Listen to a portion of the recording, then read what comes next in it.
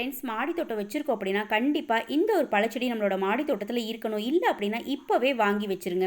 இந்த செடியை பொறுத்த வரைக்கும் சீசனே கிடையாது. தொடர்ந்து எப்போதுமே நமக்கு பழங்கள் கொடுத்துக்கிட்டே இருக்கும்.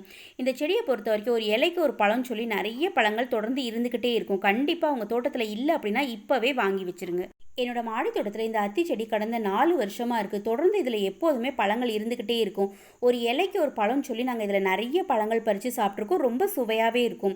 இது ரொம்ப ரொம்ப குறைவான பராமரிப்பில் வளரக்கூடிய ஒரு செடி. நம்ம இதுக்கு ஃபர்டிலைசர் கொடுத்தா மட்டுமே போதும். இந்த செடி நமக்கு நிறைய பழங்கள் தொடர்ந்து கொடுத்துக்கிட்டே இருக்கும். இதில் எந்த விதமான பூச்சி தாக்குதல், நோய் தாக்குதல் எதுவுமே வர்றது கிடையாது. இந்த செடி வச்சு 4 வருஷத்தில் நான் இது வரைக்கும் ரீபோர்ட் கூட பண்ணது கிடையாது. ஃபர்ஸ்ட் டைம் நான் இந்த செடியை கட் பண்ணி விட்டுருக்கேன்.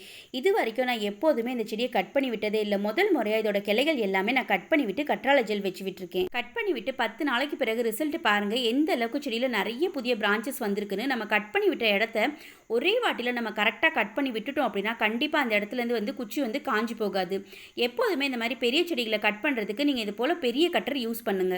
கட் பண்ண இந்த குச்சியை நான் தூக்கி வீசாமல் கொக்கோ பிட்டில் நடவு செஞ்சு வச்சுருக்கேன். தளைஞ்சு வந்துருச்சு அப்படின்னா இதுக்கான அப்டேட்ஸ் நம்ம அடுத்தடுத்த வீடியோவில் பார்க்கலாம்.